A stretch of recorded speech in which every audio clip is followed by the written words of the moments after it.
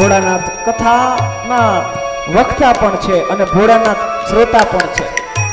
ભોળાનાથની બે જ અવસ્થા હોય, કાં તો એ સમાધિમાં હોય, કાં તો સમાધિ હોય અને કાં તો રામ નામ સમીરણ લાગે. પણ કથા સાંભળવા માટે એને એમ થયું કે કથા સાંભળવી છે.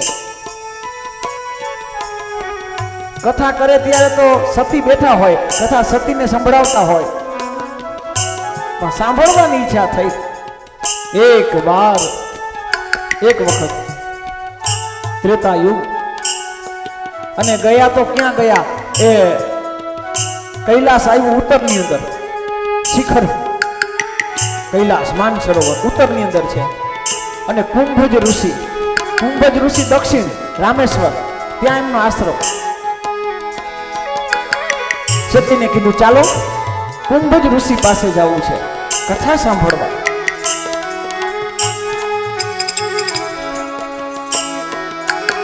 આ કુંભજ ઋષિ એટલે કોણ? આ કુંભજ ઋષિ અગસ્ત્ય ઋષિ છે. ઈ જ કુંભજ નામ એનું બીજું અગસ્ત્ય ઋષિ છે અને ઈ પાછા કુંભજ બે એક જ છે.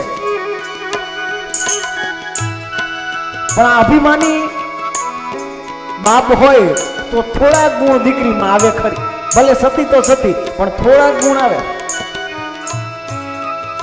કહે કે ભોળાનાથ, તમારા જેવા કોઈ મોટા વક્તા નથી. તમે હમણાં જેવી કથા મને સુંદર સંભળાવી. તમારા જેવા વક્તાને કથા સાંભળવાની ઈચ્છા થાય તો કુંભજ પાસે જવાય. કુંભ એટલે ઘડો. તમે કથા ગંગાને માથે ઝાલી રાખો. ભોળાનાથે ગંગાને મસ્તકે ધારણ કરી છે ને, તો આખી કથા ગંગાને માથે રાખો અને તમે સાંભળવા જાવ તો કુંભજ આ ઘડા પાસે, ઘડામાં કેટલું હમાય? કાંઈ ન હોય, જાજુ ન હોય, એની પાસે થોડું જ આવું છે. કુંભજ ઋષિ આના ઘણા પાવાર્થ ને તત્વાર્થ છે. એક માત્ર આ જ વાત ન હોય સતીના મનમાં, બીજું પણ હોય કે આપણે ઉત્તર એ મોક્ષનો દ્વાર છે. ઉત્તર મોક્ષનો આપણે બધાને ખબર છે કે વ્યક્તિ વયા જાય ને, દેહ છોડે ને, ત્યારે એને હુવરાવવામાં આવે ને ઉત્તર બાજુ માથું રખાવે. કારણ ઉત્તર મોક્ષનો દ્વાર છે. ઉત્તર બાજુ માથું રાખી તો મોક્ષ મળે. ઉત્તર મોક્ષનો દ્વાર છે.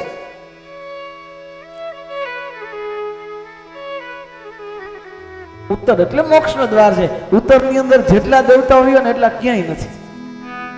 હરિદ્વારનું, ગંગાનું ઉદ્ગમ સ્થાન ઉત્તરમાં, બદ્રીનાથ કેદારનાથ ઉત્તરમાં, માનસરોવર ઉત્તરમાં, કૈલાસ ઉત્તરમાં, બધું ઉત્તરમાં છે. ઉત્તર છે ને ઉત્તર ગુજરાત, ઉત્તરમાં. કારણ કે દેવસ્થાન બધા ભારતના તમામ પવિત્ર તીર્થ ઉત્તરમાં. તો ભગવાન ભોળાનાથ ઉત્તરમાં રહે છે.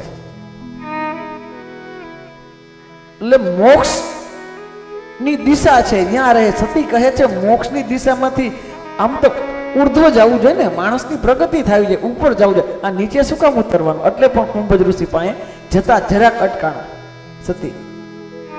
ઉત્તર દિશા મોક્ષની છે.